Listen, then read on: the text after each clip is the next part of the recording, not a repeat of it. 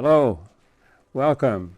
This is a program called The Story Matters. Every story does matter. Your story matters. And so we encourage the telling of stories and the listening of stories. So today we have a very special partner, Neal Fisher. And Neal is going to tell us about his background, but it's so good to have you here. Thank you. It's good to be here. He and I realized that we are on the same track. We went to college. We were two Midwestern boys in Indiana and Michigan. We went to a small college and graduated in the same year. We went off to seminary. He went to Boston and I went to New Jersey.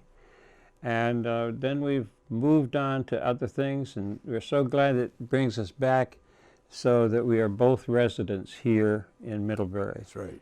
So tell us a little bit more about filling in that early beginnings for you. Well, my dad was a manual laborer in South Indiana, like his father was, and was called into ministry. He had no plans to go to college or anything further, but when he was called into ministry, he thought he ought to be prepared. So he entered college after I was born, and went to college at Indiana Central, what was then called, it's now University of Indianapolis, and felt he needed further preparation by going to seminary at what was then called Bone Break Theological Seminary in Dayton, Ohio, now called United Theological Seminary.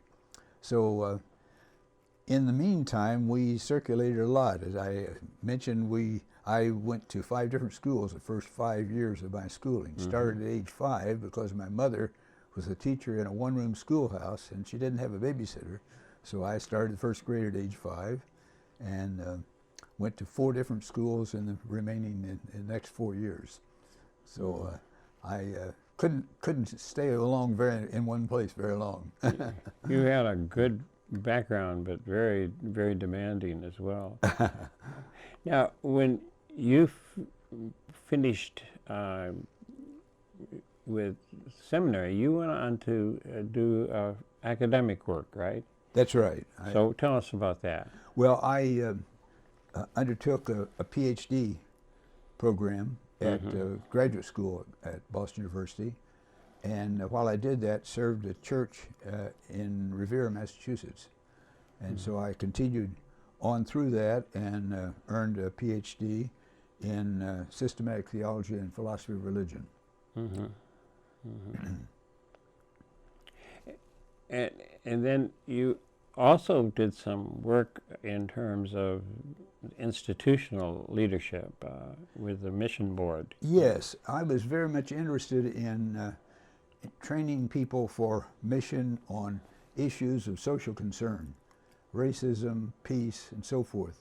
And that connected well with the national division of our Board of Global Ministries in the United Methodist Church, and was asked to come as a director of planning for that. It involved a lot of training, a lot of education work based in Manhattan, New York City. And you did that for quite 9 some years. time? 9 years. Yes. Okay. And I was preaching as a guest and lecturing and so Right. forth during that time. And you earned in that time the title senior scholar. That came actually from the last experience. That's right. Garrett. It did. Say a little bit more about Garrett.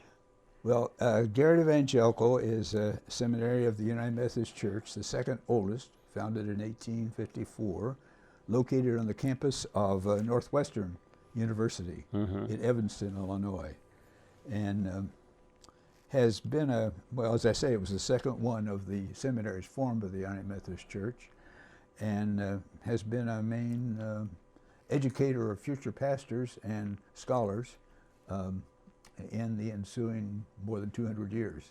It's 150 years plus. 21 years is a long time. It is a long time. That's right. How did that feel? It felt great. I thought at the end of the first year, one of the trustees said, "Now you plan to stay here until you retire?" I said, "Oh heavens, no! I'm exhausted at the end of the first year. How can I stay longer? Yeah. But I really did find it very stimulating and satisfying and profitable to stay there. And it was just a great thing to recruit faculty members and see students come and go and take their place in the churches and become professors or pastors or missionaries or counselors, whatever they became. Right. It was a very satisfying Probably thing. all kinds of positions and leadership and. That's right.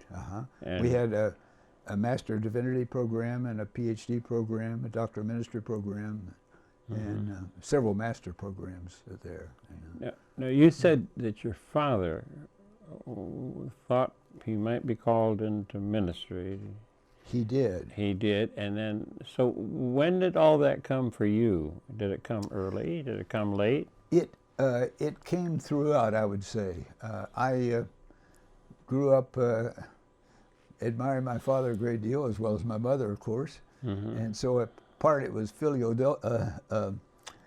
devotion, I would guess. But then in the teen years, as often happens, we think about what we're called to do and so forth.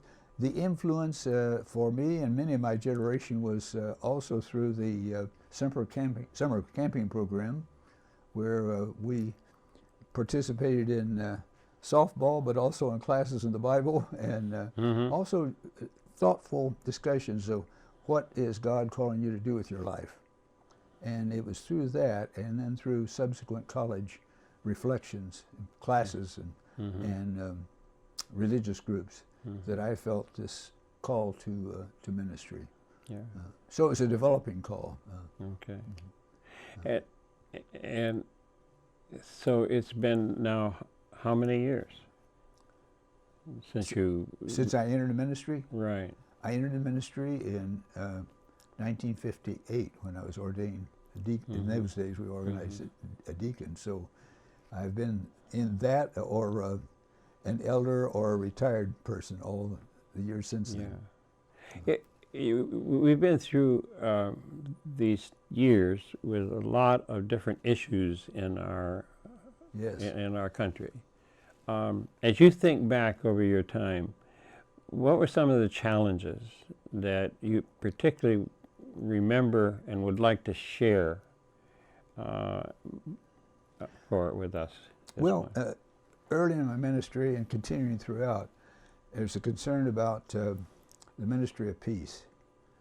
And I, in fact, when I was a graduate student, I volunteered time with the peace organization, particularly to talk about nuclear armaments and the peril they represented to the human family. So along with the central Christian teachings, this central teaching about peace was very important to me. I spoke to various groups, participated in marches, and later I joined with, as well in the concern for racial justice in this country, and participated in marches and in instruction on that. Marched with in Montgomery, and at the march from Selma to Montgomery. Though I arrived in Montgomery, I didn't walk from Selma, but those matters of social outreach have been one of the challenges, as well as education in basic Christian belief and theology. And so you've done a lot of writing. Yeah, a fair amount. About all that. The first opportunity was when the United Methodist Women have a summer program of courses of mission that involves thousands and thousands of people. And I had taught in their program on several occasions, and they invited me to write a book on the parables to be used throughout that. And so that was a very good experience to write on the parables and circulate among the country of various places where we were studying and teaching from that. It was widely used and was subsequently put out in a revised edition of the parables of Jesus. Were you caught up in any particular issue that was really painful, hurtful, that was difficult, that you find yourself reflecting upon from time to time, and so maybe you might want to share something about that, if that would be helpful. Well, that is, it is true that those issues come up. I remember I was young and pretty well persuaded of my position, for example, on matters of war and peace. Mm-hmm. And I had some in my congregation that were not of the same opinion that I was. Mm-hmm. I well remember a dentist who came regularly to church and was there, didn't agree with me on my notions about the United Nations and admitting China and so forth. That goes back a ways. That goes back a ways. I always thought it was interesting that he got me in the dental chair and then he began to straighten me out on a few things and tell me. And I had apparatus in my mouth, so I was in no position. Those are not fair strategies. That's right. He figured if he stayed in the pew on Sunday morning, at least I could sit in his chair and listen to what his view was. Right. But I hope I learned something from that about how that and other occasions on how to listen to people and have my convictions, but also acknowledge that other people had convictions too. So. Right, right. We've been talking about the current situation that we're facing with the pandemic, and we've noted that that there's a strong emphasis that says we must really follow the science, that we must pay attention to the science, and that science becomes the way to move through truth. And you and I both remember times when there was conflict in people's mind about science and religion, and the thought was that religion was in the wrong place, and science was clearly in the right place. And so you've done some reading and some writing, I have seen, and I think you have a book that talks about the relationship between faith and science. Can you spend some time on that? Certainly. I did write this book here. It's called Introduction to Christian Faith, A Deeper Way of Seeing. I wanted to call it How We Know God, with a subtitle for wary believers and reluctant skeptics. I did sense that there was a real feeling of many people who were perplexed by the relationship of what they knew through science and what they knew through religious faith. And in some cases that made it for an unsettling feeling on their part about the validity of their Christian convictions. And in other cases, people just threw up their hands and gave up and said, no, I can no longer sign up to that set of beliefs. So I wanted to show how religious faith develops and how that relates to the insights of science, and to try to make a convincing case that the two are not opposites, but are complementary ways of knowing. They're directed at different objects of knowledge, one the natural world and one the whole arena of reality around us. What kind of response have you gotten to that? Encouraging response. It was the publishers wanted to use it first for those who were preparing for ministry. They thought this would be a good basic book for introducing the faith. And I also hope that it's being used some by people who are in the category I mentioned of wary believers and reluctant skeptics. One of the things I did try to do was to get inside the mind of contemporary science and understand how it itself is a faith system. Alan Lightman, who's a professor of astrophysics at MIT, said that we're coming to see that we have an issue, a crisis of faith in science. We believe in certain things that we can't prove, and we have to go from there. And he said that's a real critical thing for us who were trained to believe that everything is just blind facts. You simply register blind facts. But I came to see that not only is religious faith changing, but the whole notion of science and how we know in science is itself changing. There's always been a feeling that, or there has been a feeling, I should say, in modern times, that science is the way of simply registering the world out there. It's definite, it's fixed, it's certain, whereas religious belief is subjective. It relies more on our private feelings than it does on objective truth. Mm-hmm. And I came to see that that division between science and religion no longer obtains, if it ever did. Mm-hmm. Science itself has changed a great deal. Someone like Einstein said he was amazed at the intellectual ingenuity and the mathematical elegance of the universe. But he said, what I really want to know, what I really want to find out is the universe friendly? In other words, does the vast body of reality there, does it have any notice of me, or does it care? I found that question put beautifully in a novel by George Eliot, the pen name for Marianne Evans, who wrote in the 19th century. She wrote in her novel, Adam Bede, about a Methodist preacher, a woman named Dinah, who was, as is the case in those days in the early 1800s, not permitted to preach in the established churches. Right. So she preached in the commons or wherever she could assemble a group of people together. And Marianne Evans, the author, was not on easy agreement with the Church of England at that time on much of anything, their personal lifestyle or anything else. But she gave the best lines to Dinah, the preacher. And one of the instances in the one episode in the novel, Dinah is preaching to a group of people in standing in the commons of an English village. And when she ended, she said, "Ah, dear good friends, we're in sad want of good news from God. And what else matters except that? For God lasts when everything else is gone.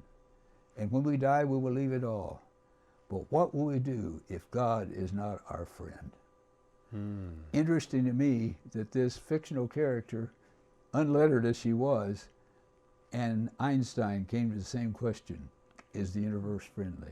Very good. Universe friendly. Very good. And those two questions, I think, are the key questions for science and for religion: what lasts, and what is real, friendly to our interests and concerns.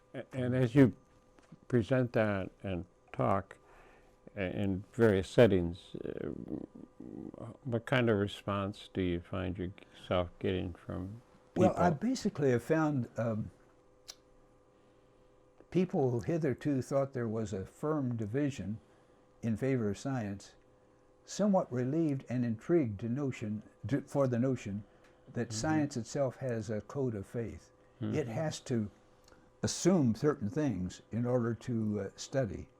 And certain philosophers are coming to that opinion as well. Not many decades ago, Thomas Kuhn, Kuhn, came out with a book called The Structure of Scientific Revolutions. And in it he said, we understand the world through a given interpretive scheme. He called it paradigm, of what the world is like. In order to study the world, he said, you have to have a pre-existing notion of what the world is like. We only see things, in fact, Einstein once said, we see what our theories permit us to see. Well, Kuhn was of that mind too, and so he said there are certain times when the prevailing view of the world no longer prevails. It cannot be defended anymore. So there is a revolution that takes place, and people are converted. Doesn't this sound strange for scientists? People are converted to a new way of seeing things. He used the illustration of the Ptolemaic system of understanding the world that was formulated before the time of Christ. and assumed that the world was the center, the earth, I should say, was the center of the world. And he said that worked well for centuries, but pretty soon the anomalies began to appear, and no longer was that suitable. And then Copernicus in the 1500s wrote his book defending the notion that the world, the earth was not the center of the universe, the sun was. So he said that was a new paradigm, that people had to be converted to see a new paradigm. Well, that language of an interpretive scheme and being converted from one view to another sounds very much akin to what we think of in religious history as well. Yes, it does. Some relief that the two have some similarities. It's not to say that they're two. They are aimed at different objects. One is at the whole realm of reality and what we term God. The other to the natural order and what we see as sequences and rules that are followed in that sphere. And so you find yourself encouraging by this possibility that a broader view can become possible for us, so that we encouraged and relieved. To think that that we see reality as whole beings, as scientific and believing people, and that there's not a firm division between the two. That certain things are not susceptible to treatment by science, and certain things are not susceptible to treatment by religion. So that we don't claim that religion has an insight on the creation in Genesis 1, that science has been denied. There's no conflict, there need be no conflict, to be any conflict between informed understanding of the creation and the biblical story. The biblical story is poetry, trying to claim how the origin of the universe is in God, and evolution need not rule that out at all. Have you seen ways that you think we really could make some headway in terms of engaging people in this conversation, so that it ends up impacting the way we feel about each other, the way we feel about the world, the way we feel about hopefulness, and not division between, well, you have this problem and I have this problem. What's your thought about that? Well, I hope that that's possible. And in the book, I made what I thought was a contribution toward that end by putting in questions at the end of each chapter that related both to our religious insights and to scientific understanding, hoping thereby to encourage conversation between the two, and to show that that one must be a thinking person to be a Christian. That thought is not inimical to religious belief, but that also one can learn about the world through the gifts of science, and that science, rightly used, is an immense contribution to the human race. So that there need be no conflict between the two. And I think people welcome that possibility. I think it's really very much appreciated that you've laid down a possible path for being able to see these two and deal with them as complementary. Right, not competitive. And to be able to understand, and thereby understanding ourselves as well, and understanding each other. Sure. Because we have different points of view. Sure. We're still in this pandemic. Do you have any reflections on the pandemic that you would like to include in this conversation? It's hard to get your mind around it, isn't it? It is. It's so engulfing. It's hard to put it in any traditional categories. I thought when the world shut down, to overstate it a bit, but when the world seemed to shut down and all the conventional ties that we have enjoyed were denied us, that nothing has prepared us for this kind of cataclysm. We who have not, well, we're both pretty young when the World War We was were. going on. There was a time when we were Once young. upon a time. And it's really hard to, but it does help bring to the surface those things which are essential, like community. It's helped us to understand how much community means and Yeah. what the human touch, figuratively and literally, means, and how much we value things now denied us. It does give accent to those matters of association that are denied. Yeah. You know. Right. So, But there's always encouragement and hope when you're able to talk, and Indeed. you're able to share. I think. Yeah. Well, the whole category of hope has been, you ask about issues that I faced as a young pastor and growing up. That issue of hope. You remember, in the latter 1990s, Jürgen Moltmann wrote this epical book called The Theology of Hope. Theology of Hope. And that to me has been that book, but also that notion of hope, Christian hope, is faith expanded over chronological time. I was just thinking yesterday of this marvelous 11th chapter in the book of Hebrews. He talked about all the people of faith who had faced things like epidemics, pandemics, and all the rest, death, and remember it gives a quite an inventory of all the saints that have lived through very difficult times. And then it says, in the grand kind of coda, these all died in faith, not having received what was promised, but having seen it and greeted it from afar, and having acknowledged that they were strangers and exiles in the world. And then it continues, it is clear from this that God is not ashamed to be called their God, for God has prepared for them a city. I think in any cataclysm such as the pandemic or war or famine or the terrible floods and fires and so forth, that notion of hope, to believe in God is to believe that the last word has not been uttered and that the last things belong in the hands of God and not in the hands of humans. So that's the interaction of faith in me through the category of hope. Good. Good. I think that's very encouraging, and it's very encouraging for conversations such as ours.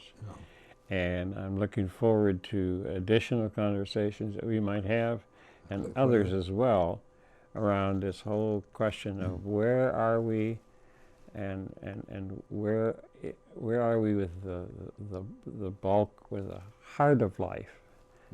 The heart of life, and so thank you for spending time on the My pleasure. on the couch. My pleasure. Thank you. And we're grateful for this. Thank you, folks. Good to see you. Good to hear you.